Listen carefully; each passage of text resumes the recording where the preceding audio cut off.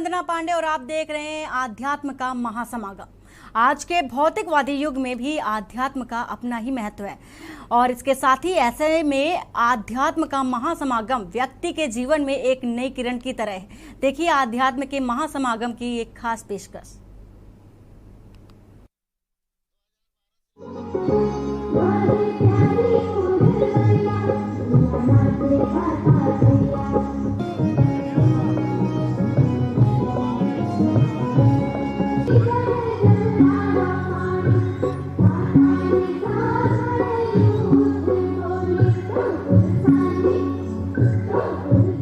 हैं भारतीय जनता पार्टी के राष्ट्रीय महासचिव कैलाश विजयवर्गीय जी।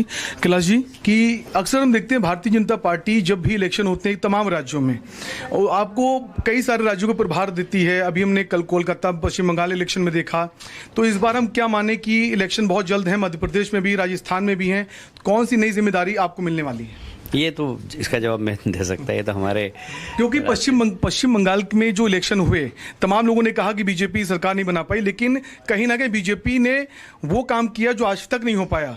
बीजेपी के लिए कामयाबी रही है असल मायनों में और उसका श्रेय आपको जाता है। तो आने वाले वक्त में कौन सी जिम्मेदारी आपको मिलने वाली है? देखिए, ऐसा है कि हमारे यहाँ कलेक्टिव लीडरशिप है। मैं तो एक छोटा सा कार्यकर्ता हूँ, तो उसका श्रेय मुझे तो कतई नहीं दीजिए आप।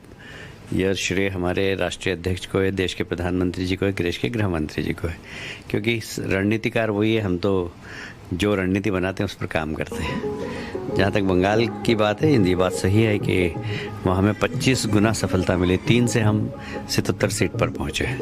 भारतीय जनता पार्टी का संगठन पूरे बंगाल में खड़ा हो गया है। पर जिस प्रकार की हिंसा की राजनीति चल रही है, वहाँ डेमोक्रेसी की हत्या हो रही है, वो एक बहुत चिंताजनक बात है और मैं समझता हूँ कि उसको ठीक करने के लिए बहुत ज़रूरी है कि वहाँ डेमोक्रेसी की स्थापना, और भारतीय जनता पार्टी उसके लिए संकल्पबद्ध है। जहाँ तक जवाबदारी का सवाल है, तो वो निर्णय करना पार्टी के हमारे नेताओं का है। हम तो कार्यकर्ता है, जहां लगा देते हैं वहां लग जाते हैं। सर, आखिरी सवाल सर, मध्य प्रदेश से जुड़ा हुआ, चूंकि मध्य प्रदेश से आपका खासा जुड़ाव है, वहां से राजनीति की शुरुआत आपने की है। मध्य प्रदेश में चुनाव होने वाले हैं। अभी हाल ही में हमने देखा जो बुलडोजर का मॉडल उत्तर प्रदेश में काफी छाया रहा, मध्य प्रदेश पहुंच गया, उसको लेकर बड़ा ये हो रहा है। मामा जो है मध्य प्रदेश में बुलडोजर को मॉडल फॉलो कर रहे हैं। और उधर कांग्रेस की बात करें, कमलनाथ फिर से एक्टिव हो रहे हैं, दिग्विजय सिंह जो हैं वो अलग एक्टिव हो रहे हैं। तो इसमें राजनीति में चल क्या रहा है मध्य प्रदेश में? देखिए, सरकार शिवराज जी के नेतृत्व में बहुत अच्छी चल रही है। अनुभवी मुख्यमंत्री हैं, उनके प्रति जनता का विश्वास है। उनके नेतृत्व में हम फिर से सरकार बनाएंगे। कमलनाथ जी, दिग्विजय सिंह अपना काम करेंगे ही, क्योंकि वो विपक्ष की राजनीति कर रहे हैं, पर सरकार भारतीय जनता पार्टी की बनेगी। बहुत बहुत शुक्रिया सर। तो इस वक्त हमारे साथ मौजूद हैं श्री मनोज द्विवेदी जी, आध्यात्मिक गुरु ओम लोक आश्रम के। सर, ये अध्यात्म का जो समागम है, इसको लेकर क्या कहना चाहेंगे, जो बड़ा भव्य तरह से आयोजित किया जा रहा है? यहाँ भारत के ज्ञानी जन, सुधी जन, आध्यात्मिक लोग और सभी वर्गों से हैं। सामाजिक कार्यकर्ता हैं, कई सरकारी लोग हैं, अर्ध सरकारी लोग हैं, शासन तंत्र के हर जगह के लोग हैं। और एक विचार मंथन चल रहा है कि किस तरह से भारत को विश्व गुरु बनाया जाए, हिंदू धर्म को किस तरह से और सद्गुणों से युक्त किया जाए, क्योंकि यही एक धर्म है जो विश्व में शांति ला सकता है और विश्व धर्म के रूप में प्रतिष्ठित हो सकता है। तो किस तरह से इसको उसके समर्थ बनाया जाए और किस तरह से देश को इस तरह से समन्वित किया जाए कि एक हिंदू राष्ट्र घोषित हो सके। तो आपको लगता है जो संस्कृति लोग भूलते जा रहे हैं, उस दिशा में ये एक अच्छा कदम है और आने वाले वक्त में ये और इस तरफ हम बढ़ेंगे? बिल्कुल, हम आने वाले समय में बढ़ेंगे। भारत के हर व्यक्ति को इसमें जोड़ना है और उसमें भारतीयता का विकास करना है, धार्मिक शिक्षा का प्रबंध करना है। और जो मंदिरों में लोग दान का पैसा देते हैं, उससे हम अच्छे विश्व स्तरीय स्कूल खोलें, हॉस्पिटल्स खोलें और पूरे समाज को एक तरह से जोड़ कर रखें और उसमें सद्गुणों का विकास करें। यही हमारा उद्देश्य है। बहुत बहुत शुक्रिया सर। तो हमारे साथ मौजूद थे श्री मनोज द्विवेदी जी, आध्यात्मिक गुरु हैं ओम लोक आश्रम से, जो इस वक्त जो अध्यात्म का महासमागम है वहाँ पहुँच चुके हैं और काफ़ी भव्य तरीके से ये इस वक्त मनाया जा रहा है। तमाम साधु संत अलग अलग राज्यों से पहुँचे हुए हैं और एक कोशिश है, जैसा कि आपने सुना, एक कोशिश है कि देश को शांति और प्रगति की पथ की तरफ आगे ले जाना। इस वक्त हमारे साथ मौजूद हैं प्रकाशानंद महाराज जी। काफ़ी चर्चा में रहते हैं अपने बयानों से भी और उनसे ही सीधा जानेंगे। प्रकाशानंद जी, जो ये आज अध्यात्म का महासमागम है, कितना खास है? अध्यात्म का समागम तो हर एक जगह होना ही चाहिए, क्योंकि इससे सनातन संस्कृति को एक संदेश दिया जाता है। और यहाँ का मुख्य रूप से यह है कि आज जो हिंदू एकत्रित धीरे धीरे हो रहे हैं, तो उसमें हम लोग चाह रहे हैं कि जाति तो रहे, जातिवाद न रहे, क्योंकि इस पृथ्वी पर जितने भी मनुष्य जन्म लिए या जो अपने आप को मनुष्य कहते हैं वो मनु महाराज के वंशज हैं, भले वो मनुष्य अपने आप को नहीं कहते हैं। तो इसी तरह हमारा जो संस्कृति है, धर्म तो एक है सनातन धर्म, बाकी तो पंथ संप्रदाय अलग अलग हैं। तो उसी के व्यवस्था के लिए, उसी का संदेश देश विदेश में देने के लिए ऐसे कार्यक्रम आयोजन होते ही रहते हैं। और यहाँ भी बहुत बड़ा कार्यक्रम है जिसमें राजनीतिक और धर्मार्थ के लोगों का, धर्माचार्यों का समागम है और एक दूसरे के पूरक हैं, एक सिक्के के दो पहलू हैं। प्रकाशानंद जी, आपका एक बयान जो है अक्सर चर्चाओं में रहा है। आपने चर्चा की थी कि जितने भी संत हैं उनको राज्यसभा में भागीदारी दी जानी चाहिए, उसको लेकर आप क्या कहेंगे? नहीं, जितने भी संत हैं ऐसा नहीं कहा कि भाई संतों को जिम्मेदारी दी जानी चाहिए। तो जैसे आप देखो, अब योगी जी का यहाँ शासन आया तो आनंद ले रहे हो आप लोग, तो योगियों का तो होना ही चाहिए। तो उसी हमने कहा था कि सारे धर्मार्थ के लोगों ने, सारे साधु संतों ने, सारे जितने अखाड़े हैं सबने भाजपा को समर्थन किया। और हमेशा हम लोग करते हैं, चूंकि हिंदुत्व पे भाजपा ही एक बोलने वाली है। एक और पार्टी थी वो तो भागी गई यहाँ से, उद्धव ठाकरे जी, वो चले गए वो सी गोद मुसलमानों की गोद में। तो अब एक भाजपा ही बची है, तो हम लोग के पास कोई विकल्प भी नहीं है। तो हमने कहा था कि भाई आपको उस भागीदारी देना चाहिए, राज्यसभा में IMLC हो तो वहाँ जाके क्या है कि अपने सनातन संस्कृति के बारे में, हिंदू के बारे में वो अच्छे विचार रख पाएँ, और होना चाहिए, सदैव ही रहे कुछ ना कुछ। तो आपने जो कहा, क्या केंद्र सरकार की तरफ से ऐसा कोई आश्वासन आया या जो संत महात्मा हैं उनकी तरफ से कुछ ऐसा रिस्पांस कि भविष्य में हम राज्यसभा में संतों की भूमिका भी देख पाएंगे? नहीं, आश्वासन का काम तो नेताओं का है, ये काम साधु संतों का नहीं है कि आश्वासन लेना या किसी से कुछ लेना। हम लोगों ने अपने विचार रखे, अगर भाजपा को अच्छी लगेगी तो देखेगी, नहीं लगेगी तो हम लोग, साधु तो किसी के घर मांगने नहीं जाता, साधु तो भिखारी नहीं होता कि कोई मांगेगा, अपनी बातों को समाज में रखता है। और जब समाज के हित की बात होता है तभी कोई मांगता है। जैसे विश्वामित्र जी ने कभी कुछ नहीं मांगा, लेकिन जब यज्ञ वो कर रहे थे विश्व के कल्याण के लिए तो राम लखन जी को मांगने के लिए गए। तो हम लोग तो अपने लिए कभी नहीं मांगे। प्राण दे देगा, भारत के साधु संतों ऋषियों का है, प्राण दे देगा बिना पानी के, लेकिन किसी के मांगता नहीं, भिखारी नहीं है वो। लेकिन अपने विचार जब समाज का, राज्य का कल्याण की बात हो, देश की कल्याण की बात हो, तो किसी के दरवाजे पर मांगने के लिए साधु जाता है। अध्यात्म का जो महासमागम है जिसका आयोजन होने जा रहा है, बड़ा भव्य है, इसमें आपकी क्या भूमिका रहने वाली? हमारी भूमिका नहीं, सभी साधु संतों की भूमिका है। और कोई संतों सब एक हैं, संत में सभी लोगों का भूमिका है, सब अपने अपने विचार व्यक्त करेंगे, उस विचार को देश विदेश तक जाएगा। और हम लोग वही चाहेंगे, जैसे आज मान लिए धीरे धीरे देखो इफ्तार पार्टी बंद हो गया, कोई मोदी जी ने कोई कानून तो लाया नहीं, लेकिन हिंदू के एकत्रित होने के कारण ये इफ्तार पार्टियाँ बंद हो गई। जैसे आपने देखा जब अखिलेश यादव की सरकार थी तो महाकुंभ लगा था, तो वो गए नहीं, एक भी दिन नहीं गए कुंभ में। और अभी योगी जी के शासन में अर्धकुंभ तो होता नहीं, सिर्फ विद्यालय और महाविद्यालय से कुंभ और महाकुंभ होता है।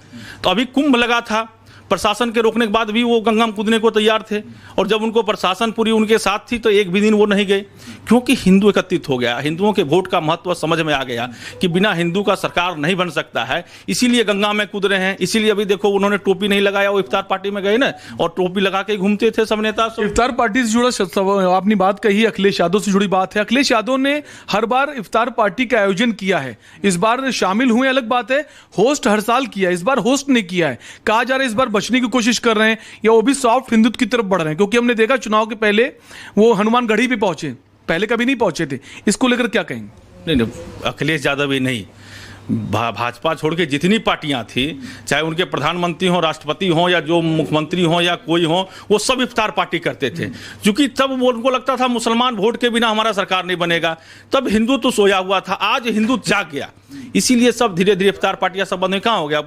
किसी ने बड़े बड़े नेताओं तो कांग्रेस का भी नहीं दिया, इसने 2014 के बाद धीरे धीरे बंद होना चालू हो गया। तो क्या महाराज जी क्या लगता है कि इस वक्त जो बाकी राजनीतिक पार्टियां हैं उनको ये लगता है कि बिना हिंदुत्व के राजनीति अब नहीं की जा सकती हिंदुस्तान के अंदर? नहीं, ये तो तय हो गया, इसमें कहाँ कोई दुविधा या कोई दिक्कत है। बिना हिंदू का कैसे बन सकता है? हम जो है सो क्या है कि हम बटे हुए थे, वो हम एकत्रित हो गए। हम जातिवाद को जब खत्म कर देंगे तो हम तो भैया 80-85% हैं, तो हमारी बिना कैसे सरकार बन जाएगी? ये तो तय ही नहीं हो सकता है जब हम 85%। प्रकाशानंद जी, इस वक्त लाउड स्पीकर का मुद्दा देश के तमाम राज्यों में कहा जा रहा है, ये राजनीति की जा रही है, कई राज्यों में इलेक्शन है, वहां खासकर ये मुद्दा जोर पकड़ रहा है। चाहे राजस्थान की बात करें, आप गुजरात की बात करें, महाराष्ट्र की बात करें। नहीं, अभी तो 5 राज्यों का चुनाव हो गया, बड़े बड़े राज्यों में उत्तर प्रदेश का सबसे बड़े राज्य का चुनाव हो गया, उसके बाद उतारा जा रहा है। हम कुरान भी पढ़े, देखें भाई इसमें कहीं लिखा हुआ तो नहीं है, कहीं लिखा हुआ नहीं। हमको परमात्मा को याद करना है तो हम बंद कमरे में ध्यान से हम लोग याद करते हैं, ध्यान करते हैं और शांति आती है। ये लाउड स्पीकर से किसको बुलाना है भाई? क्या अल्लाह सुनते नहीं है क्या? बहरे हैं क्या? और जो बहरा है उसको लाउड स्पीकर क्या कुछ लगा तो नहीं सुनेंगे? और हम आप देखो, हम आपको जब देखते हैं तो आंख खोल के देखते हैं, और जब हम परमात्मा का दर्शन करते हैं तो आंख बंद कर लेते हैं। इसके मतलब क्या? परमात्मा हमारे अंदर ही है। तो भैया बंद होना चाहिए। कहीं कुरान में नहीं लिखा हुआ, मैं पढ़ा इसीलिए कि बंद होना चाहिए। अब 4 बजे लोग कुछ सोया है और 4 बजे आप लग गए, चालू हो गए। भाई अपने बंद कमरा में करो, कौन मतलब है? हमारा आयोजन होता है तो मान लीजिए 7 दिन का, 9 दिन का राम कथा भागवत कथा है, हम उसकी परमिशन लेते हैं। एक उसकी आवाज़ की कम से कम में हम बजाना चाहते हैं, किसी को डिस्टर्ब नहीं हो। और ये सालों भर लगे हुए हैं, क्या मतलब है? कहाँ लिखा हुआ है? दिखाएं कुरान में। कुरान ही उनका तो ये बना है 5000 वर्ष पहले आया है। सनातन संस्कृति कब से है? तो योगी जी जैसा जब आएंगे तो सब उतर जाएगा। चलिए आखिरी सवाल, अध्यात्म का जो महासमागम है उससे जुड़ा क्या संदेश देना चाहेंगे हमारे दर्शकों को? सभी लोग आए, अध्यात्म के समागम में तो आए ही, और अपने अपने क्षेत्र में भी अध्यात्म का समागम जब करेंगे आप, तो सभी गुरुओं के, धर्माचार्यों के, जगत गुरु के, महामंडलेश्वर के, सबके अपने अपने विचार आपके सामने आएंगे, उसको आप अमल करेंगे। तो आज जैसे आपका सम्मान देश विदेशों में हो रहा है, वही भारत है, वही प्रधानमंत्री हैं, लेकिन सम्मान हो रहा है, वैसे जब इसको अमल करेंगे तो आपका भी सम्मान होगा। आप धर्म से जो दूर हो रहे हैं वो लोग धर्म से जुड़ेंगे। जैसे अध्यात्म समागम सभी जगह होना चाहिए, और होने से ही सभी को लाभ होगा, आप जान पाएंगे। बहुत बहुत शुक्रिया। तो ये थे हमारे साथ महामंडलेश्वर प्रकाशानंद महाराज जी, जो अध्यात्म का जो महासमागम है उसमें अतिथि के रूप में शिरकत कर रहे हैं।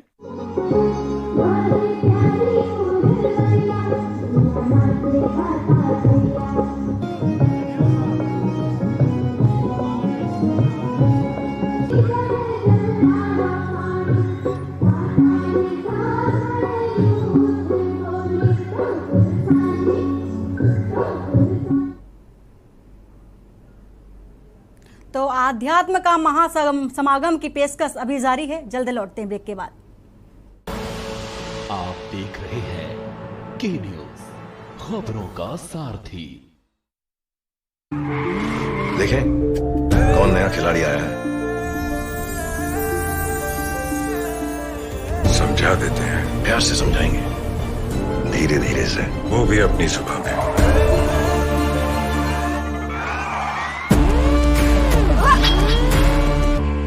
ये तो अपनी जुबान है। जुबान एक हो तो दिल भी एक होने चाहिए। विमल बोलो जुबान केसरी। आप देख रहे हैं के न्यूज, खबरों का सारथी। ब्रेक के बाद आपका स्वागत है। तो बात कर रहे हैं आध्यात्म का महासमागम। तो हमारी ये प्रस्तुति जारी है और इसके साथ ही आध्यात्म के बारे में आप सुन रहे थे संतों और महंतों को कि किस तरह से आध्यात्म को बढ़ावा देने के लिए वो जगह जगह कार्यक्रम का आयोजन कर रहे हैं। तो चलते हैं इस कार्यक्रम में हम भी।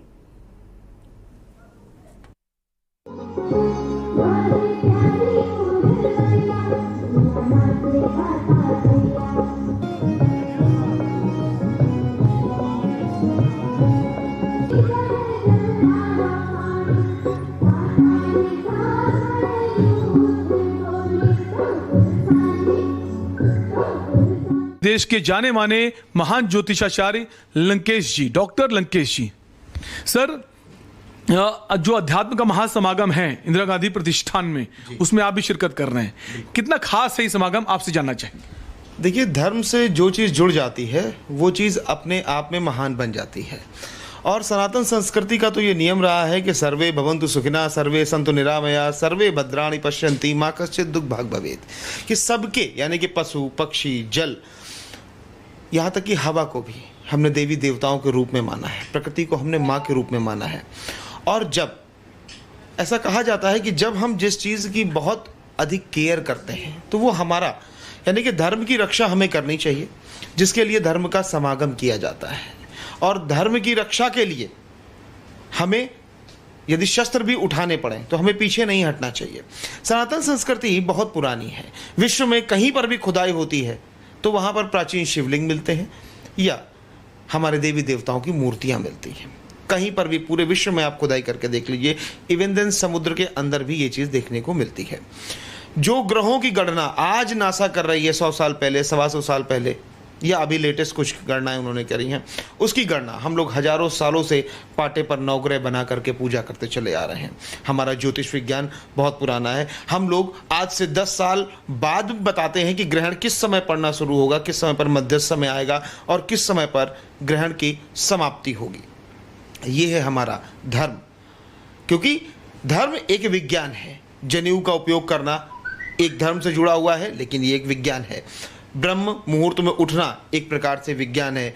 आयुर्वेद, ये जो आयु का विज्ञान है, तो ये सब धर्म से जुड़ा हुआ है। इसीलिए जो धर्म का समागम है, कई प्रकार के आचार्य, संत, ज्योतिषी सब एक साथ में जमा हो रहे हैं और सब अपनी बुद्धि के साथ, अपने विवेक के साथ, अपने ज्ञान के साथ आपका जो प्रकाश है उसको प्रकाशित करेंगे। आजकल हमारे बच्चों में मंत्रों की परंपरा लुप्त होती चली जा रही है। मंत्रों का वाइब्रेशन नहीं मिल पाता। हम लोगों के बच्चे या हम लोग स्वयं बच्चों से बोलते हैं बेटा गुड मॉर्निंग, तो कभी आशीर्वाद नहीं मिलता। हमें बच्चों को प्रणाम करने की ये कला सिखानी चाहिए। जब बच्चा हमें प्रणाम करता है तो हम उसे आशीर्वाद देते हैं कि जुग जुग जियो, 100 वर्ष तक जियो, सदैव स्वस्थ रहो। जैसे छोटा बच्चा होता है ना, जब हमें कोई प्रणाम करता है हम कहते हैं खूब बड़ा हो जाए। तो इस प्रकार से हमें धर्म को अपनी दिनचर्या में लेकर के आना है, इसलिए ये धर्म का समागम किया जा रहा है। बिल्कुल। तो आपने सुना देश के महान ज्योतिषाचार्य डॉक्टर लंकेश जी को, जो इस आध्यात्मिक महासमागम में शिरकत कर रहे हैं। उन्होंने कहा कि ये बहुत ज़रूरी है। हमारे देश की संस्कृति जो लोग भूलते जा रहे हैं, उस संस्कृति को मजबूती प्रदान करना और शिक्षा के साथ साथ संस्कार को भी महत्व देना। और इस वक्त हमारे साथ मौजूद हैं लगातार अमेठी के जगदीशपुर से 2 बार के विधायक और पिछली सरकार में मंत्री रहे हैं सुरेश पासी जी। सुरेश पासी जी, आप भी जो अध्यात्म का महासमागम है वहाँ पहुँचे हैं, कितना खास है ये कार्यक्रम?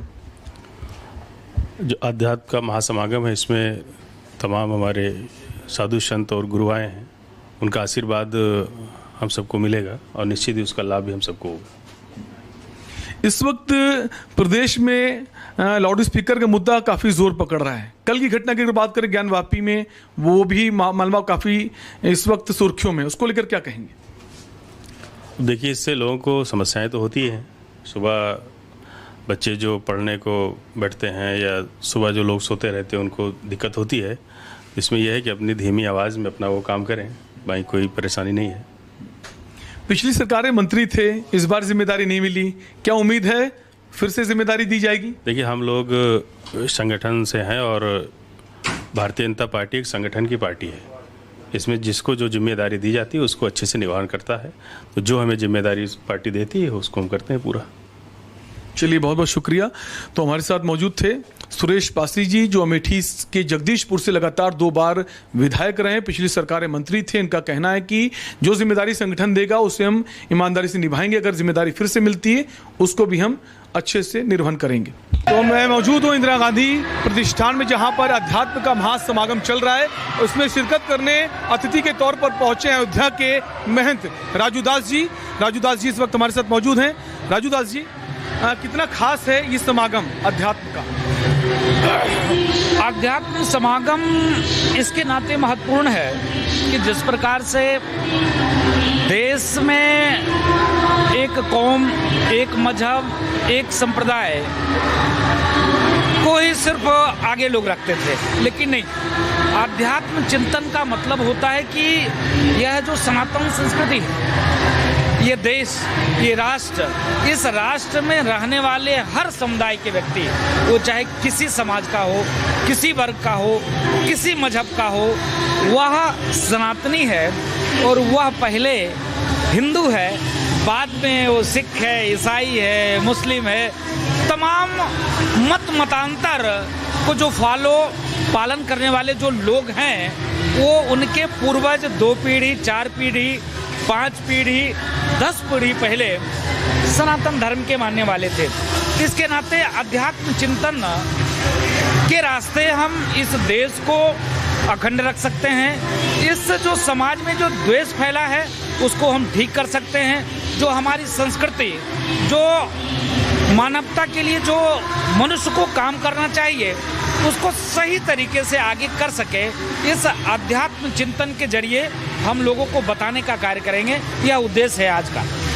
राजू जी, भगवत गीता को लेकर बहुत अहम बातें यहाँ पर सामने आई हैं और निःशुल्क वितरित भी की जा रही हैं। भगवत गीता कथा जो है उसको लेकर क्या कहेंगे आप? देखिए, भागवत जी की कथा तो सीधे डायरेक्ट अमृत है, उसके बारे में मैं एक भी कमेंट नहीं कर सकता हूँ, लेकिन मैं साधुवाद दूंगा कि भगवत कथा के माध्यम से हर व्यक्ति को धर्मगुरु, व्यासपीठ, समाज के वो वर्ग जो चाहते हैं समाज में सामाजिकता बना रहे, ऐसे लोग आगे आकर कार्य कर रहे हैं। बहुत अच्छा लग रहा है और निःशुल्क वितरण कर रहे हैं, तो समझिए पुण्य का लाभ ले रहे हैं। इस वक्त देश में लाउड स्पीकर का मुद्दा बहुत जोर शोर से उठ रहा है कई राज्यों से, उसको लेकर क्या कहना चाहिए? नहीं, देखिए, देश में लाउड स्पीकर का ये कोई बहुत महत्वपूर्ण विषय नहीं है, लेकिन सिर्फ एक कौम के लोगों ने इसको बहुत विशेष महत्वपूर्ण बना दिया। देखिए, हम लोग के अभी मंदिर में लगे हुए हैं, हम लोग के यहाँ तो सनातन धर्म संस्कृति में देखिए चल रहा है, तो हमारे यहाँ भजन संकीर्तन का तो एक है नवधा भक्ति में, लेकिन जो इस्लामिक व्यवस्था है, इस्लामिक व्यवस्था में भी कोर्ट ने भी आदेश दिया कि इस्लाम के किसी भी पार्ट में इसका कोई जिक्र नहीं है, लेकिन वो लोग जोर जबरदस्ती की नहीं माइक लगाएंगे ही लगाएंगे। तो मेरे कहने का मतलब है कि यह देश संविधान से चलता है, शरिया और शरीयत से नहीं चलता। यहाँ धार्मिक आज़ादी हर एक मत, हर एक पंथ, हर एक मजहब के लोगों को है, लेकिन हर एक मत पंथ की आज़ादी का मतलब यह नहीं होता कि 5 वक्त की नमाज आप 8-8, 10-10, 15-15 लाउड स्पीकर लगाकर इतने जोर शोर से आप लोगों को डिस्टर्ब करने के लिए कोशिश करिए। धर्म कार्य, परमात्मा किसी व्यक्ति किसी चीज के गुलाम नहीं होते, वो आस्था के गुलाम होते हैं। जिसके अंदर आस्था है वहाँ परमात्मा और प्रकृति की वास है, इसके नाते इस पर आगे नहीं आना चाहिए। अभी तत्काल का मामला ज्ञान वापी का देख लीजिए, जिस प्रकार से एक माहौल क्रिएट करने की कोशिश हो रही है कि शरिया और शरीयत एक कौम की व्यक्ति है, वो तो कहते तो हैं कि हम संविधान को मानते हैं, लेकिन जब संविधान की बात आती है तो पीछे हटने लग जाते हैं। अब बताओ कि कोर्ट के आदेश को भी लोग अवहेलना करने की कोशिश करते हैं। अभी तक तो लोग कहते हैं कि आदेश संविधान से हट के चलने लगा, यहाँ कोई संविधान का कोई राज ही नहीं रहा, यहाँ कानून का कोई। अब जब संवैधानिक प्रक्रिया के तहत कोर्ट ने कहा कि वीडियोग्राफिंग हो, तो लोग विरोध करना शुरू कर दिए। भाई, हम कैसे लोग हैं जो भगवान राम को इतने वर्षों तक टेंट में रखा, उसके बाद कोर्ट में हमने कहा क्या तुम ही दशरथ के पुत्र हो, कागज दिखाओ। सर्वे हुआ, सर्वेक्षण हुआ, खुदाई हुआ, और हमने कभी विरोध नहीं किया।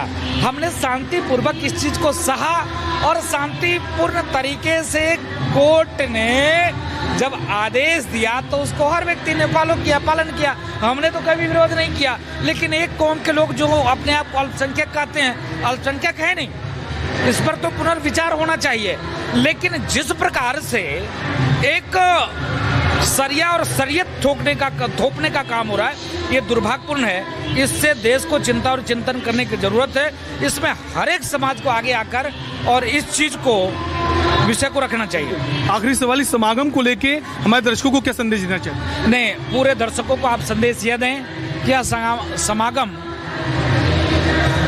किसी की आत्मा को ठेस पहुंचाने के लिए नहीं है।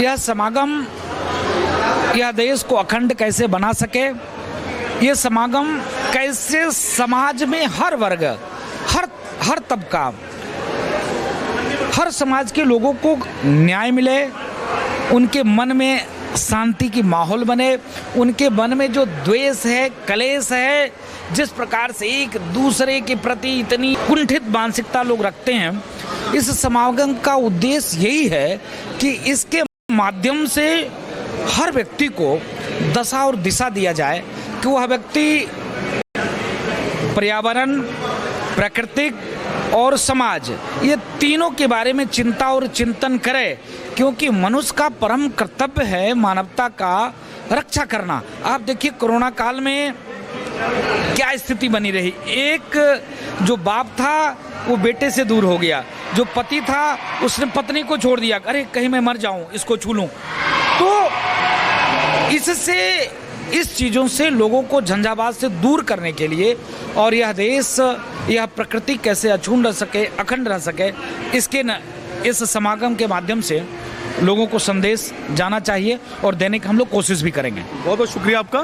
तो आप सुन रहे थे अयोध्या के महंत राजू दास जी को, जिनका साफ कहना है ये जो समागम हो रहा है इसका एक उद्देश्य है कि जो सभी वर्गों में क्लेश है, द्वेष है, वो भावना खत्म हो और लोग एक दूसरे के साथ मिलजुल कर रहें और शांति स्थापित हो सके।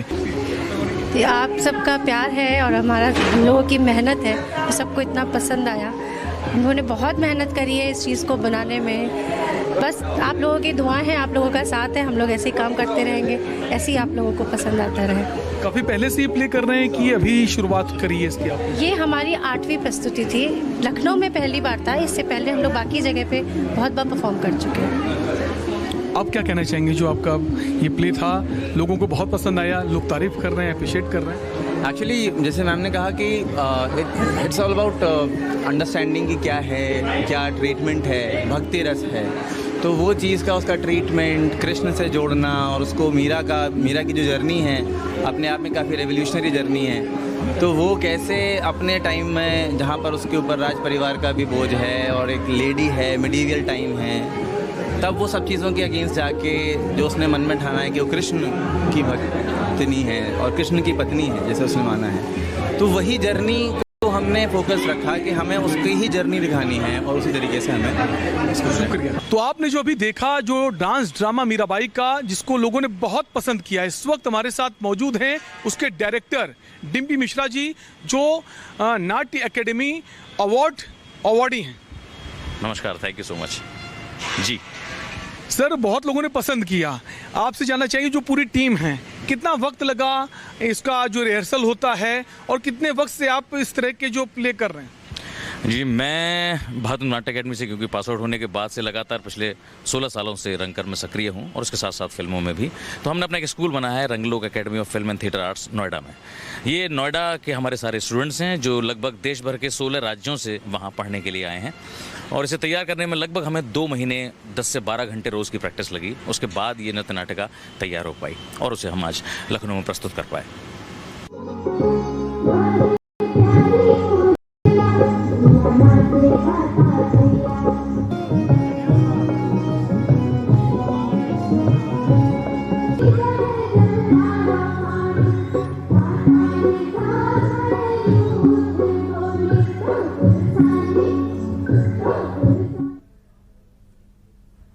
तो के न्यूज की विशेष प्रस्तुति आध्यात्म का महासमागम में बस इतना ही। आप देखते रहिए के न्यूज इंडिया। नमस्कार।